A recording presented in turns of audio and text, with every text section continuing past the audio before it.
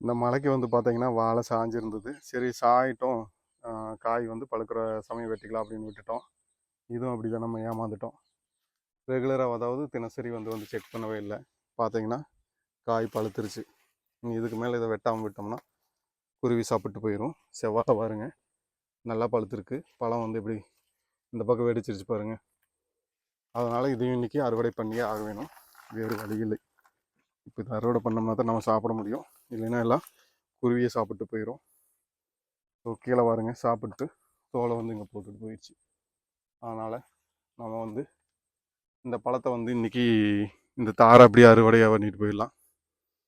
செவ்வாழைப்பழம் வந்து கிடைக்காம வந்து எத்தனையோ பேர் வந்து காய் மருந்து அடித்து கொண்டு வர காயை வந்து வாங்கி சாப்பிட்றாங்க. நம்ம வந்து இயற்கையாக தார்லேயே பழுத்த காயை நம்ம சாப்பிடாம விடுறது சுத்தமில்லை. நஞ்சில்லா உணவை சாப்பிட கொடுத்து வச்சுருக்கணும்பாங்க. குருவிகளுக்கு தான் கொடுத்து வச்சுருக்கு. சரி, இதுக்கு மேலே நம்ம சாப்பிட மாட்டோம்னா ஒன்றும் மிஞ்சாது. இதையும் நம்ம அறுவடை பண்ணிடலாம்.